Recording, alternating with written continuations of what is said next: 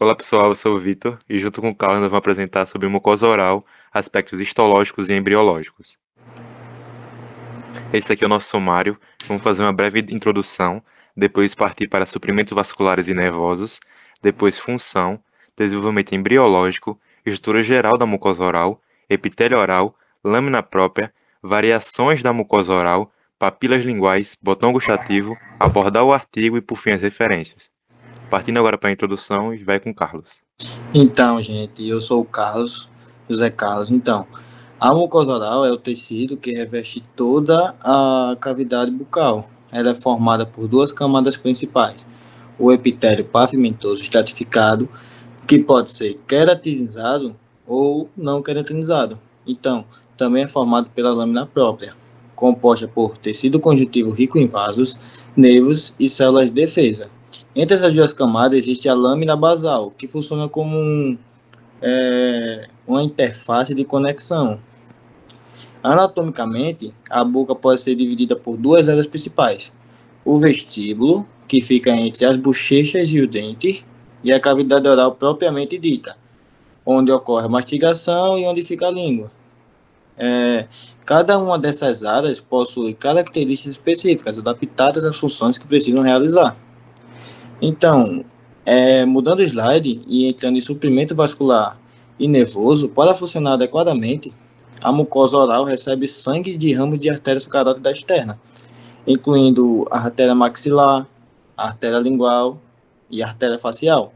Esses vasos formam uma rede densa da lâmina própria, garantindo oxigênio e nutrientes para as células epiteliais.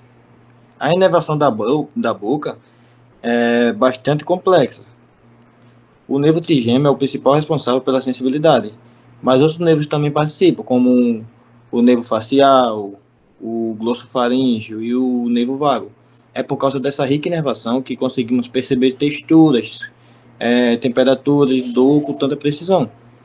Essas terminações nervosas são especializadas para diferentes funções. Algumas detectam toque leve e outras respondem ao frio. E outras alertam a possíveis danos. Então, esse sistema nos protege, ele vai servir basicamente para proteger e nos permitir interagir com o ambiente através da boca. Entrando em funções, a mucosa oral desempenha várias funções importantes. Então, primeiro, ela protege a boca sob traços mecânicos durante a mastigação e contra micro-organismos que entram na boca. A função sensorial é igualmente crucial. Através da mucosa, percebemos temperaturas, texturas e sabores, o que nos permitem detectar perigos e apreciar alimentos. A produção de saliva é outra função essencial. Glândulas distribuídas por toda a mucosa mantêm a boca úmida, ajuda na digestão e oferece proteção antimicrobiana. Além disso, a mucosa possui um sistema imunológico ativo, com células especializadas que monitoram constantemente a cavidade bucal em busca de possíveis ameaças. Então, entrando mais no assunto sobre desenvolvimento embriológico, a mucosa oral começa seu desenvolvimento ainda na vida intrauterina, por volta da quarta semana de gestação. Ela se originaliza de duas fontes diferentes. O epitélio vem do ectoderma, enquanto o tecido conjuntivo subjacente deriva do mesenquima. Conforme o embrião se desenvolve, a mucosa vai se especializando de acordo com cada região. Então, as áreas que sofrem mais atrito, como a gengiva, desenvolvem um epitélio mais resistente, enquanto regiões que necessitam de flexibilidade, como as bochechas, elas mantêm um epitélio mais maleável. A língua tem uma formação particularmente interessante. Então, ela é o resultado de fusão de várias estruturas embrionárias. Então, essa origem dela, complexa, explica por que a língua possui uma inervação tão elaborada. Então, entrando mais em estrutura geral, a mucosa oral é organizada em camadas. A mais superficial é o epitélio pavimentoso estratificado, que pode ser queratinizado ou não, como falei no início, dependendo da região, ele pode ser queratinizado ou não. Logo abaixo fica a lâmina própria, uma camada de tecido conjuntivo rica em vasos sanguíneos e fibras. Essa camada é dividida em zona papilar e zona reticular.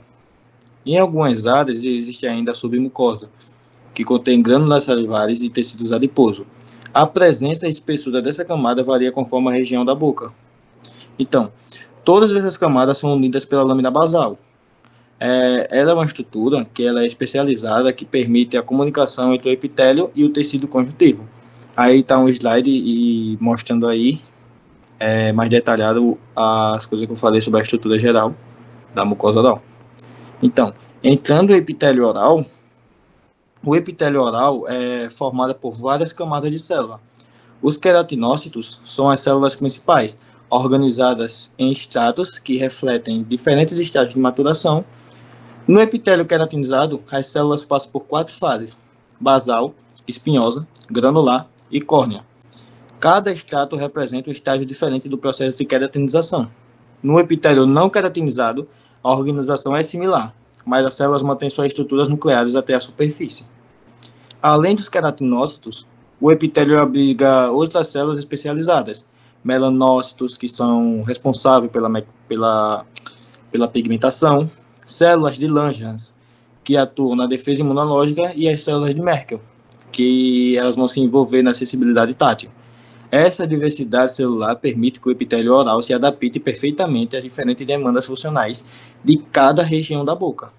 Então, passando a fala para o Vitor, ele vai explicar mais um pouquinho sobre outras coisas.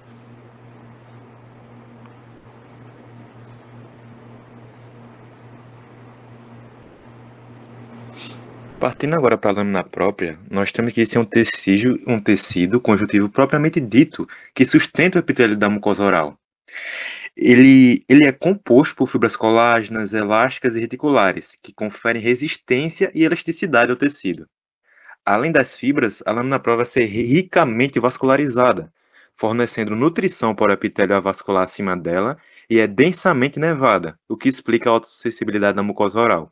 Ela também abriga células de defesa, como macrófagos, neutrófilos e fibroblastos, como o Carlos já tinha explicado um pouco para vocês anteriormente. Uma característica importante é que essa lâmina própria, ela vai se projetar em direção ao epitélio, que vai formar as famosas papilas conjuntivas, que vocês podem ver aqui pela imagem. E vai facilitar, assim, a troca de nutrientes e tornar a união mais firme.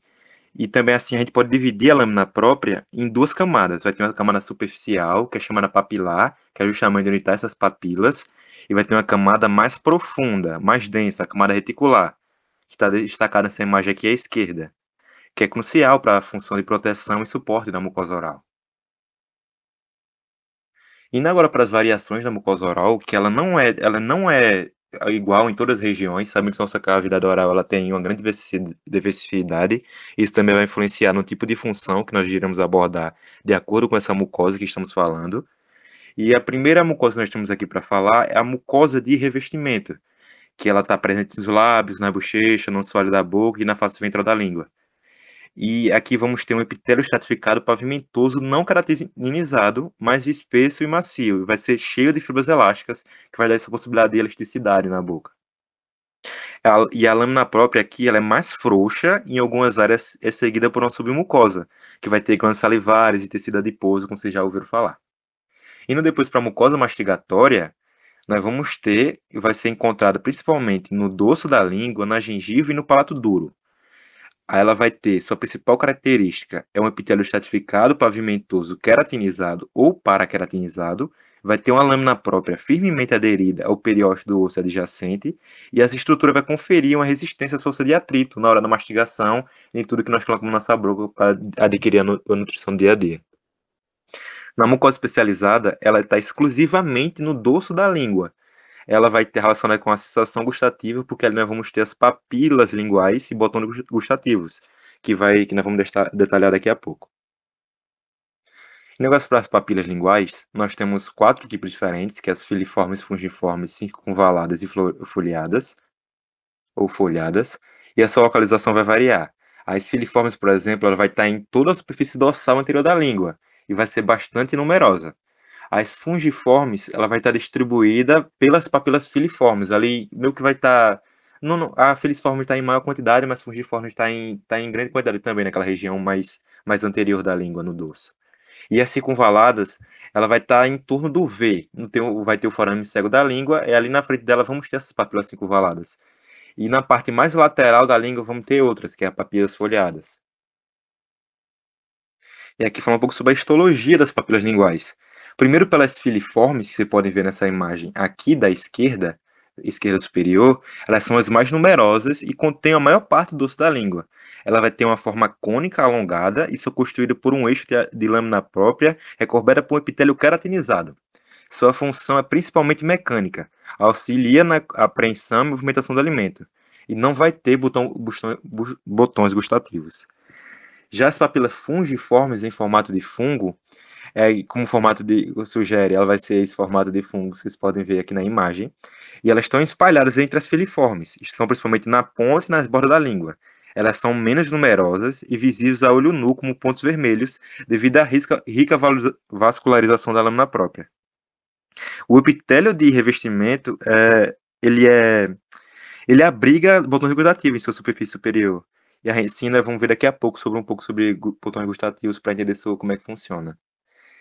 Indo agora para as papilas foliadas, que em humanos a gente geralmente acaba não vendo muito bem, mas em outros animais é mais destacada, ela vai estar, como já falei anteriormente, nas bordas laterais posterior da língua e vai assemelhar-se a pequenas pregas ou folhas, e vai estar dispostas em série. Elas são formadas por um sulco paralelo e cristas epiteliais em sua parede lateral, enquanto-se numerosos botões gustativos. E por fim, mas não menos importante, as papilas circunvaladas, que elas são as maiores, mas também as menos numerosas. Elas vão estar variando de 8 a 12 e estão dispostas numa fileira em forma de V na base da língua, entre o corpo e a raiz. Cada uma é uma estrutura circular elevada, circundada por um sulco profundo. Os botões gustativos, vai ter aqui, eles estão localizados em um grande número nas paredes laterais desse suco. E vamos ter glândulas salivares serosas, chamadas de glândulas de von Ebner. E agora, vamos partir de fato para o botão gustativo, que é tão importante para esse processo de gustação, para a gente saber o sabor do que estamos colocando na boca. E vamos ter que, histologicamente, o botão gustativo é uma estrutura intraepitelial. Vai ter uma forma meio que de barril, vai estar localizado no epitélio das papilas fungiformes foliadas circunvaladas, e ele vai se estender por toda a espessura do epitélio, da lâmina própria até a superfície. Na superfície vai ser uma pequena abertura chamada poro gustativo. Vocês podem ver aqui nessa parte mais superior. Aí dentro do botão vai encontrar três tipos principais de células, que vai estar organizadas como se fosse um gomo de uma laranja. Vamos ter as células sensoriais, que são células receptoras propriamente ditas. Vamos depois as células de suporte, como o nome já indica, né, que vocês podem bem imaginar, elas dão esse suporte para as células sensoriais. E as células basais, que são as células tronco, e vão estar responsáveis pela renovação contínua de todo o botão gustativo.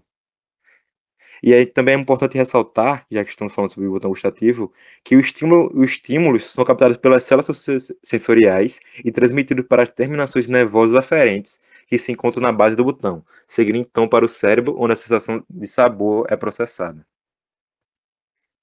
Agora nós vamos abordar um pouco sobre o nosso artigo. Aqui nós tínhamos o QR Code para caso nós estivesse apresentando na aula para os alunos conseguirem entrarem. O artigo que nós trouxemos aqui para vocês vai ser sobre variações de anatomia oral e infecções orais comuns. Ele foi publicado no Anais Brasileiro de Dermatologia e é muito relevante para o entendimento da mucosa oral, porque não vai descrever somente as variações anatômicas, ele vai descrever essas variações para assim entender que essas variações anatômicas não trazem um efeito deletério, elas são normais e não precisa de uma intercedência, não precisa interceder de fato e acaba trazendo algum tipo de problema porque por fins estéticos ou por não conhecer muito bem a anatomia da mucosa oral, essas variações que podem ocorrer, pode trazendo esse tipo de variações. Aí, bem, o ponto principal desse artigo, basicamente, vai ser destacar que muitas variações anatômicas, elas não devem ser tratadas como doença. A gente vai ter como um exemplo, se for aqui passando, vocês vão ver o grânulo de Fordyce, a língua fissurada, a língua geográfica, vai ter várias linguagens, entre outras. Eles são observados com muita frequência. E reconhecer essas variantes é fundamental para evitar investigações ou tratamentos necessários, que pode causar ansiedade no paciente ou até levar a biópias necessárias ou até mesmo uma ferida necessária.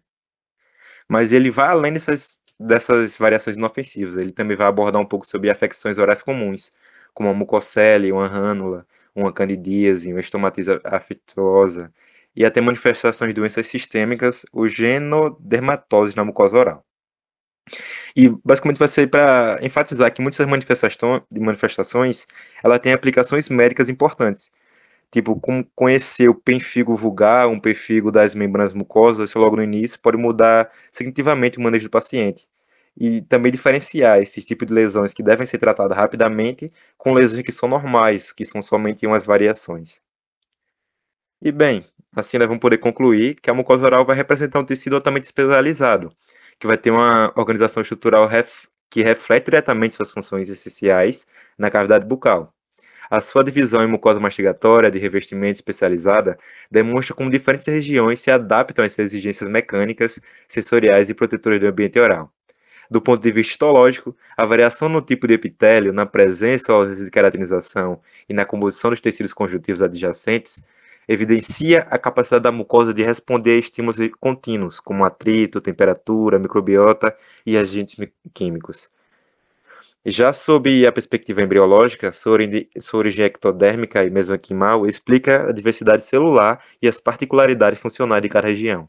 Assim, compreender a mucosa oral é fundamental para reconhecer não apenas sua importância na manutenção da homeostase bucal, mas também na relevância do diagnóstico precoce das patologias que nela podem acontecer. Aqui estão nossas referências, e foi isso. Muito obrigado.